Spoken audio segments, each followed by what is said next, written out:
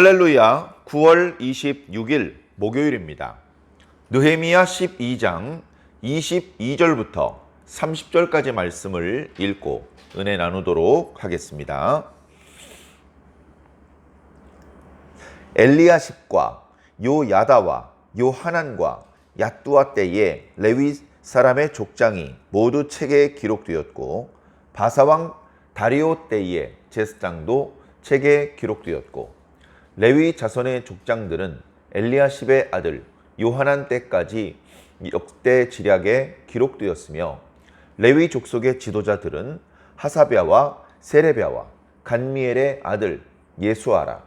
그들은 그들의 형제의 맞은편에 있어 하나님의 사람 다윗의 명령대로 순서를 따라 주를 찬양하며 감사하고, mat단야와 박부랴와 오바댜와 무슬람과 달몬과 악굽은 다 문지기로서 순서대로 문안의 굿간을 파수하였나니, 이상의 모든 사람들은 요사닥의 손자 예수아의 아들 요야김과 총독 느헤미야와 제사장 겸 학사 에스라 때에 있었느니라.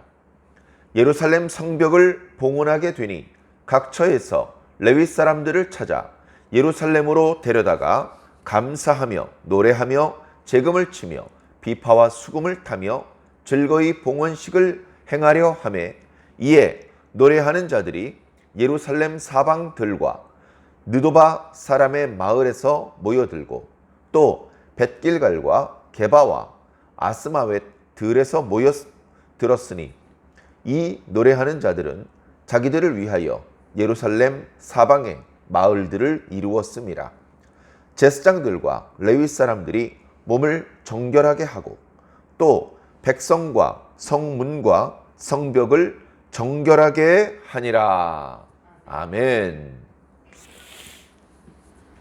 자, 오늘 말씀은 앞부분에는 지난 시간에 이어서 제사장들과 레위 사람들의 명단과 관련된 말씀이 나타나고, 뒷부분은 이제 성벽을 하나님께 봉헌하기 위한 준비 작업에 대한 말씀이 나타나고 있습니다.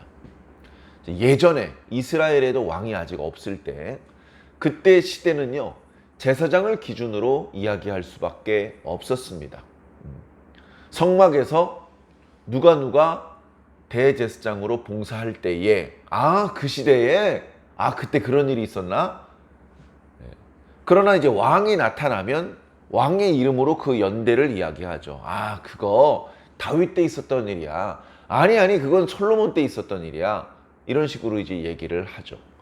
지금 유다는 귀한 공동체고 독자적으로 왕을 세울 수 있는 상황이 아니었습니다. 하나님께로부터도 그런 명령이 내려오지 않았고, 또 당시에 스스로 왕을 세울 수 있는 상황도 아니었습니다. 자, 그러니 자연스럽게 제사장의 이름으로 얘기를 하는 것이죠. 귀환했을 때 스룹바벨이 있었지만 그때는 이제 예수아 때다, 이런 식으로 표현을 하고, 조금 지나서 요야김 때다, 또 조금 지나서 엘리야십 때다, 그런 식으로 표현을 하는 것입니다. 느헤미야가 예루살렘에 왔을 때, 처음에 왔을 때, 그때는 요야김과 엘리야십의 시대였던 것 같습니다. 요야김은 이제 초창기 멤버 예수아의 이제 아들인데, 그도 그때는 이제 나이가 많았고, 그의 아들 엘리야십이 조금씩 이제 현장에서 일을 하는 그런 때였습니다. 그래서 우리가 3장 말씀을 묵상을 할 때 양문 주변에 제사장들이 그 성벽 공사에 직접 참여하는 그런 일이 많았는데, 제일 먼저 언급된 것이 대제사장 엘리야십이었습니다. 그때 이제 느헤미야가 있었던 시대였죠. 뒤에 보면 26절인가요? 지금까지 쭉 기록한 것은 요야김과 느헤미야와 에스라 때 있었던 일이다. 이제 이런 식으로 그 시대를 정리해서 표현해 주기도 합니다. 자, 계속해서 22절부터 간략하게 말씀을 드려보겠습니다. 전에 말씀드린 대로 예배 중심의 공동체를 세우기 위해서 예배 봉사자, 성전 봉사자가 중요했습니다. 그 중에서 핵심은 물론 노래하는 사람, 문지기들, 또 느디님 사람들, 솔로몬의 신하의 자손들 뭐 이런 사람들도 필요했지만 핵심은 제사장과 레위 사람이었습니다. 그래서 그 핵심적인 사람들의 명단을 앞부분에서는 뭐 예루살렘 안에는 몇 명이 살았고 밖에도 살았다 이런 식으로 간략하게 설명을 했다가 이제 구체적인 명단을 물론 다 공개한 것은 아니고 각 그 가문의 대표들의 이름을 이제 기록을 하고 있는데요. 그것도 과거에 수르바벨 때에 하시던 일들을 우리가 계승하고 있는 것이다 라는 의미를 살리기 위해서 예수와 때의 제사장들과 레위 사람들, 그리고 요야김 때의 제사장들과 레위 사람들을 이렇게 이어서 기록을 하는 상황이었습니다. 자, 그렇게 기록을 하다가 오늘 말씀에 보니까 다 기록을 할 수 있는 어떤 공간이, 지면이 부족하기 때문에 그건 별도의 책에 기록되고 있다라고 이야기하고 넘어가고 있습니다. 엘리야십과 요야다와 요하난과, 이제 앞부분에는 요나단이라고 했는데 또 요하난이라고 기록을 합니다. 한 사람을 여러 가지 이제 명칭으로 부를 수 있잖아요. 그렇게 이해를 해주시면 될 것 같습니다. 야뚜아 때에 레위 사람의 족장이 모두 별도의 책에 기록되었다. 바사왕 다리오 때의 제사장도 책에 기록되었다. 그러니까 제사장들과 레위 사람들을 기록하는 책이 아마 별도에 있었고 그것을 성전 서고에 보관을 했던 것 같습니다. 자, 23절에 레위 자손의 족장들은 엘리야십의 아들 요하난 때까지 역대지략에 기록되었다. 역시 마찬가지고요. 24절과 25절은 그들의 역할에 대해서 말씀해주고 있습니다. 전에 말씀드리기를 레위 사람은 제사장을 직접 도와주는 그런 레위 사람이 있고, 그 다음에 찬양하는 사람, 노래하는 사람이라고 이름을 부르기도 하는 그런 역할을 하는 경우도 있고, 그 다음에 문지기의 역할을 하는 경우도 있다.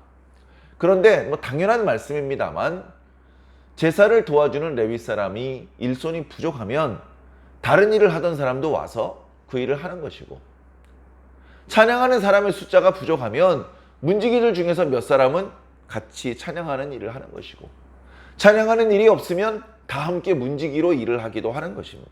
너무 이렇게 완전히 분리되어 있는 것처럼 생각하지 않으셨으면 좋겠습니다. 나타나고 있는 이름들도 이 사람 앞에서는 노래하는 사람이라고 분류되어 있었는데 뒤에서는 찬양하는 사람이라고 분류가 되고 있네. 이제 그렇게 이제 좀 섞여 있는데요. 충분히 그럴 수 있다라는 것을 이해해 주시기 바랍니다. 그리고 24절에 보면 레위 족속의 지도자들 이름 중에서 하사랴와 세레비야, 간미엘의 아들 예수아 이렇게 표현되고 있는데요. 이제 이게 원문이 이 보존이 잘 안 돼 있어서 그런데 아들이란 말은 벤이거든요. 벤.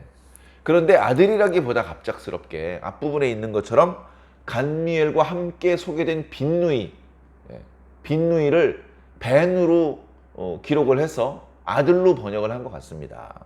그것은 이제 학자들의 몫인데 원문, 현재 남아있는, 보존되고 있는 원문에 충실하기 위해서 우리 개역 개정 성경은 여기 아들로 번역을 했지만 실제로는 이제 빈누이인 것 같습니다. 자, 그리고 그 뒤에 이어서 하나님의 사람 다윗의 명령대로 이런 표현이 있죠. 자, 성전 예배의 창시자, 찬양대의 창시자. 물론 아삽이라는 인물이 도와주기도 했지만 다윗이 창시자라고 할 수밖에 없습니다. 다윗이 성막에서 그리고 성전에서 어떻게 하나님을 섬겨야 되는지에 대한 기준을 세웠던 사람이고 질서를 잡았던 사람입니다. 그 다윗을 오늘 본문에서는 하나님의 사람이라고 표현하고 있습니다. 그렇기 때문에 이때 다윗이 제정한 예배의 규범, 찬양대의 규범은 다름 아닌 하나님께서 주신 것이다. 하나님께서 다윗을 통해서 주신 것이다. 율법과 계명에 대해서는 하나님께서 모세를 통해서 주셨고 성전에서 하나님을 찬양하는 일과 관련해서는 하나님께서 다윗을 통해서 말씀을 주신 것이다. 그렇게 우리가 받아들이면 좋을 것 같습니다. 그래서 레위 사람들이 줄을 맞추어 서서 서로 마주 보면서 하나님을 찬양하도록 그렇게 했던 것입니다. 25절에 레위 사람 여러 사람의 이름이 나오는데 마치 전원이 문지기인 것처럼 표현되어 있지만 여기 앞에 뒤에 여러 구절들을 교차 검증을 해보면 마따냐와 박북야, 오바댜까지는 주로 찬양을 일을 했던 분들이고 그 위에 무슬람과 달몬과 악굽은 주로 문지기로 일을 했던 분들인 것 같습니다. 그래서 문지기들은 성전의 문과 또 성전의 곳간 거기서를 지키는 역할을 했죠. 이 사람들은 모두 예수아의 아들 요야김, 느헤미야, 에스라 때 있었던 사람이다.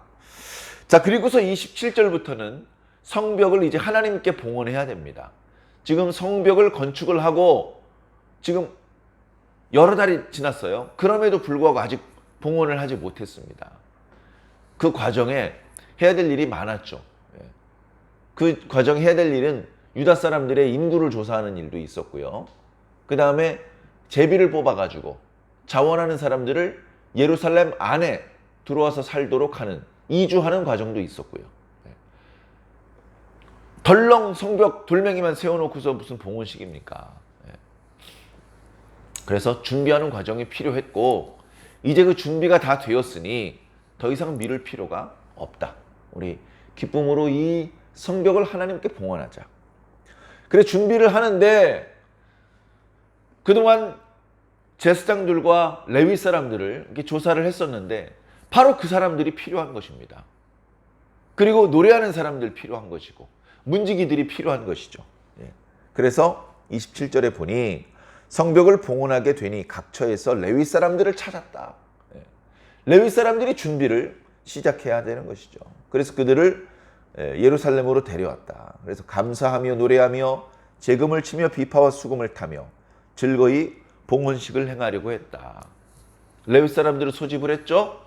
레위 사람들에게 우리가 언제 하나님께 성벽 봉헌식을 올리려고 해. 그때 자네들이 좀 열심히 준비를 해 주어야 되겠네.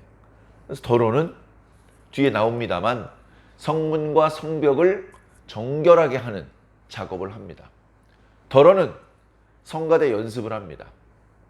날마다 모여서 어떤 노래를 부를지, 누가 노래를 부르고 누가 악기를 연주할지, 이 노래는 언제 부를 거고 시작할 땐 이 노래를 부르고 끝날 땐 저 노래를 부르고 그런 것들에 대해서 준비를 하게 했던 것입니다. 그래 그 노래하는 자들 결국은 레위 사람들인데요.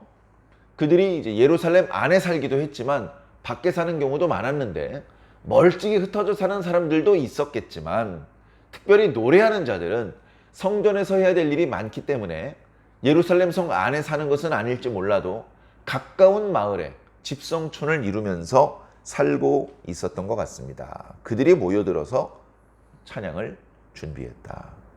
그리고 이제 마지막 구절은 제사장들과 레위 사람들이 몸을 정결하게 하고 백성과 성문과 성벽을 정결하게 했다. 자, 몸을 정결하게 했다는 의미는 우선 목욕을 합니다. 그리고 깨끗한 옷을 입습니다. 그리고 부정한 생각을 하거나 욕을 하거나 다투지 않습니다. 여인을 가까이 하지 않습니다. 행사날이 가까이 오면 금식을 합니다. 최선을 다해서 하나님 앞에 정결한 모습으로 나아가려는 노력입니다. 특별히 바벨론 포로로 끌려갔다가 귀환했던 유다 사람들은 이렇게 자기 자신을 정결하게 하는 것에 특별히 신경을 많이 썼던 것 같습니다. 그것이 예수님 당시 때 장로들의 유전, 음식을 먹을 때 손을 먼저 씻고 이제 이런 풍습으로까지 남겨지게 되었던 것입니다. 그러나 그 시작은 정말로 하나님 앞에 진실한 것이었죠. 자, 우리는 정결하면 어떤 생각을 하냐 하면 더러워진 옷을 빨고 말리고 구김살 없이 잘 다리고 그리고 뭐 면도하고 머리 감고 뭐 세수하고 로션 바르고 이제 그런 눈에 보이는 부분을 깨끗하게 하는 것만 생각을 하는데 사실은 이 정결 속에는 더 중요한 의미가 있었는데 그것은 우리의 삶이 깨끗해지는 겁니다. 삶이. 그래서 유대인들은 정결의식 하면은 당연히 목욕하고 옷 빨고 그것도 있지만 여자를 가까이 하지 않는 것, 죄를 짓지 않는 것, 또 금식하는 것이 포함이 되어 있습니다. 내 삶 자체가, 나의 24시간 전부가 하나님 앞에 정결해야 된다. 교회 와서 예배 드릴 때만 넥타이 매고 단정하게 앉아가지고 물론 그렇게 해야 됩니다만 예배가 끝난 이후의 삶이 어쩌면 더 중요한 것입니다. 예배가 없는 날, 교회 가지 않아도 되는 날, 그 시간을 어떤 모습으로, 어떤 마음으로, 어떤 태도로 보내느냐. 하나님께서는 어쩌면 그 부분도 매우 중요하게 살펴보고 계신 것입니다. 그래서 교회에 있는 동안에만 신앙인인 척 한다면 그것은 위선이고 그것은 외식이라고 말씀드릴 수밖에 없지 않겠습니까? 교회 가는 날이든 그렇지 않은 날이든 교인을 만나는 날이든 그렇지 않은 날이든 우리는 항상 경건한 그리스도인의 모습으로 살아가야 될 줄로 믿습니다. 성전 봉헌식도 그렇게 해서 준비했습니다. 그래야 하나님께서 기쁘시게 받으시는 성벽 봉헌식이라고 생각했기 때문에 그렇습니다. 우리도 마찬가지입니다.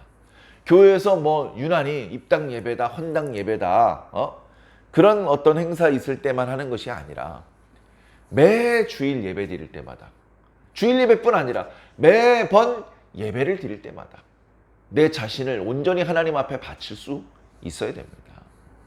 그러기 위해서 예배 드리기 며칠 전부터 몸을 깨끗하게 하고 마음을 깨끗하게 하고 삶을 깨끗하게 하는 노력이 수반되어야 되는 것이죠. 그렇게 할 때 우리는 하나님께서 기뻐하시는 온전한 예배를 드릴 수 있는 것입니다. 그리고 매번 예배를 드릴 때마다 하나님께서 기뻐하시는 온전한 예배를 드릴 때 우리의 이름을 하나님께서 기억해 주실 것이고 우리의 이름이 하나님 보좌 앞에 생명책에 기록될 것입니다. 이 땅에 있는 동안에도 하나님의 사랑과 은혜를 입으며 살다가 이 다음 세상에 영원토록 하나님을 찬양하는 저와 여러분들이 꼭 되기를 예수님 이름으로 간절히 축원합니다. 아멘.